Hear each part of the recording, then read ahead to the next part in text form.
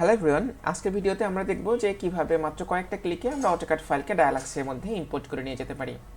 তো ডায়ালাক্সে কোনো একটা ফাইলকে ইম্পোর্ট করে নেওয়ার জন্য আপনাকে অটোক্যাড জিনিসটাকে একটু সুন্দর করে গুছিয়ে নিতে হয়। যেমন আমরা এখন যে ড্রয়িংটা দেখতে পাচ্ছি, এটা খুবই গোছানো একটা ড্রয়িং। তো অনেক সময় যেটা হয় যে অনেকে দেখা যায় যে এই ড্রয়িংয়ের বাইরেও কিছু অবজেক্ট রেখে দেয়, ধর এরকম করে বা এই টাইপের অবজেক্টগুলো অনেক সময় থাকে।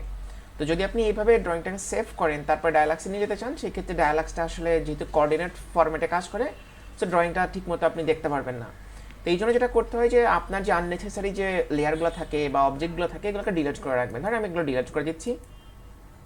তো আপনার এই মেন ড্রয়িং বাদে অন্য কোনো কিছু আছে কি বা নাই, এটা দেখার জন্য যেটা করতে হয় যে আপনি জেড স্পেস ই স্পেসে ক্লিক করবেন। দেখেন আপনার এন্টার যে ড্রয়িংটা আপনার সামনে চলে আসছে। যদি এই ধরনের কন্ডিশন আপনি দেখেন, তার মানে আপনার ড্রয়িংয়ের মধ্যে কোনো আননেসেসারি ফাইল নেই, এটা আমরা নিশ্চিত হতে পারি। তো এই জিনিসটা আমরা আমাদের একদম সামনে রেখে এটাকে সেভ করে দেবো। যেমন ধরে আমি এটাকে সেভ করে দিলাম এই জায়গার মধ্যে। ওকে, সো এরপরে যেটা আমরা করবো সেটা হচ্ছে যে ডায়ালাক্স সফটওয়্যারটা আমরা ওপেন করবো। তো ডায়ালাক্স সফটওয়্যারটা যদি আপনি ইনস্টল করতে না পারেন, সেক্ষেত্রে আমি ইনস্টলেশন ভিডিও আমাদের ডিসক্রিপশন বক্সের মধ্যে দিয়ে রাখবো, আপনি সেখান থেকে দেখে নিতে পারবেন। সো ডায়ালাক্স সফটওয়্যারটা ওপেন করার পরে আপনি এরকম একটা উইন্ডো দেখতে পারবেন। তো যদি আপনি এর আগে ডায়ালাক্সে কাজ করেন, তাহলে দেখবেন যে এই জায়গার মধ্যে এক্সাম্পল সহ হচ্ছে প্রজেক্টগুলো আপনি দেখতে পারবেন, বা এই জায়গার মধ্যে আপনার রিসোর্সগুলো আসবে। তো যেহেতু আমরা এই ডায়ালাক্সে এখন পর্যন্ত কোনো কাজ করি নাই, সো এই জন্য দেখেন এই জায়গার মধ্যে কোনো কিছু শো করছে না। এখন আমরা যেটা করবো যে ডায়ালাক্স সফটওয়্যারের মধ্যে অটোক্যাড ফাইলটাকে আমরা নিয়ে আসবো। তো আমি ফাইলসে যাব, ফাইলসে এখানে দেখেন লেখা আছে ইম্পোর্ট। সো ইম্পোর্ট থেকে আপনি ডাইরেক্টলি প্ল্যান অবজেক্টে চলে যাবেন, ঠিক এই জায়গার মধ্যে। যার পরে আপনি যে জায়গার মধ্যে ক্যাট ফাইলটা রেখেছিলেন সেটা নিয়ে আসতে হবে। যেমন ধরেন আমরা যে ক্যাট ফাইলটা রেখেছিলাম সেটার নাম ছিল লাইটিং ফাইলস। সো আমরা এই জায়গার মধ্যে এখন যাই। যার পরে আমি দেখতে পাচ্ছি যে এইটার প্রিভিউটা কেমন। এখন আমি সিম্পলি ওপেন করে দিব। সো একটু সময় নেবে, চলে আসবে। এখন আমাদের যেটা করতে হবে সেটা হচ্ছে যে এই যে ফাইলটা আমরা নিয়ে এসেছি, এটা কোন স্কেলে করেছিলাম। সো আমাদের স্কেলটা ছিল মিলিমিটার স্কেলে। সো আমি এখান থেকে এটা চয়েস করে দিতে হবে। হ্যাঁ, এই যে সিলেক্ট ইউনিট। সো আমাদের এটা হচ্ছে মিলিমিটার। তবে যদি আপনি চান যে এটা ঠিকমতো ইম্পোর্ট হয়েছে কিনা বা ঠিকমতো স্কেল অনুযায়ী এসেছে কিনা, আপনি চেক করতে পারেন। যেমন ধরুন এখানে লেখা আছে চেক লেন্থ। সো আমি এখানে ক্লিক করি।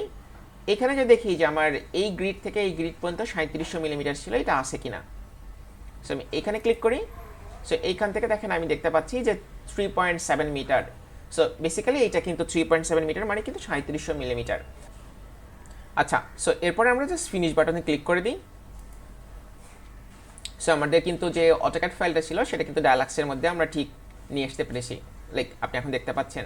সো এই ফাইলটা এখন আমাদের যে lighting simulation, so lighting simulation করার জন্য কিন্তু রেডি হয়ে গেছে। তো আমরা যেটা করেছি যে ডায়ালাক্সের উপর একটা ব্র্যান্ড নিউ সিরিজ চালু করতে যাচ্ছি। আজকে ছিল হচ্ছে প্রথম ভিডিও, সেইটা আমরা কন্টিনিউ করব। তো যদি আপনার লাইটিং ডিজাইন নিয়ে আগ্রহ থাকে, সেক্ষেত্রে আমাদের চ্যানেলটা সাবস্ক্রাইব করে রাখতে পারেন। সেই সাথে ডায়ালাক্স নিয়ে আর কী ভিডিও আপনারা দেখতে চাচ্ছেন সেটা আমাদের কমেন্ট করে জানান। আমাদের ভিডিও যদি ভালো লাগে, সেই ক্ষেত্রে নিজে লাইক করুন এবং সেই সাথে শেয়ার করে আপনাদের বন্ধুদের দেখার সুযোগ করে দিন।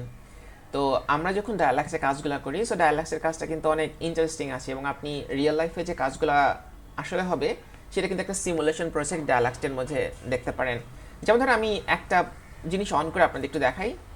সো এটা হচ্ছে একটা সিম্পল একটা অফিসিয়াল লেআউট প্ল্যান। সো এটা কিন্তু আমাদের যে 3D রেন্ডার প্রজেক্টগুলো থাকে, যেমন 3D ম্যাক্স বা লুমিয়ন, এরকম না কিন্তু। সো এক্স্যাক্টলি একদম রিয়েল লাইফে যে ডেটাগুলো আসবে লাইট থেকে, সেটা কিন্তু আপনি এখান থেকে দেখে নিতে পারবেন।